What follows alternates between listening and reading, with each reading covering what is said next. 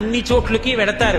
ఏమీ తోచట్లేదు, శ్మశానానికి వెళ్ళొద్దామని ఎవరు రారు. పార్వతి నేనంతవాణ్ణంటాడు, పొడుగ్గా ఉన్నానంటాడు, తెల్లగా ఉన్నానంటాడు, పండితుండంటాడు, పద్యాలు నాకు నోటికొచ్చంటాడు, ఉపన్యాసం చెప్పగలనంటాడు, నాకు పాటలొచ్చంటాడు, నేను నాట్యం చేస్తానంటాడు, నేను అధికారినంటాడు, నా దగ్గర డబ్బు ఉందంటాడు, నేను పాట పాడగలనంటాడు. ఇన్ని ఉన్నాయనుకున్న వాడిలోంచి ఊపిరి బయటికి వెళ్ళిపోయిన తరువాత వాడిని తీసుకెళ్లి 4 కొత్త కర్రల మీద పడుకోపెట్టి చాప చుట్టి తాడు కట్టి పైన నూలుబట్ట కప్పి తీసుకొచ్చి అన్నీ తీసేసి కర్రల మీద పడుకోపెట్టి కాల్చేస్తుంటే జీవుడు లేచి నిలబడి పుర్రె పగిలిపోయిన తరువాత కన్న కొడుకు కూడా స్నానం చేసి వెళ్ళిపోతుంటే చీకటి పడిపోయాక అయ్య బాబోయ్ చుట్టూ ఉగ్రభూతాలు, నా వాళ్ళన్న వాళ్ళు లేరు, వీళ్ళని నమ్ముకున్నాను, ఒక్కడు లేడని ఏడుస్తుంటే నేనున్నాను రా అని చెప్పడానికి నేను కూడా లేకపోతే చచ్చిన వాడు 1000 మాటలు చచ్చిపోతాడని అక్కడ ఉన్నాను పార్వతి, నా కర్మకాల కళ్ళేనన్నాడు.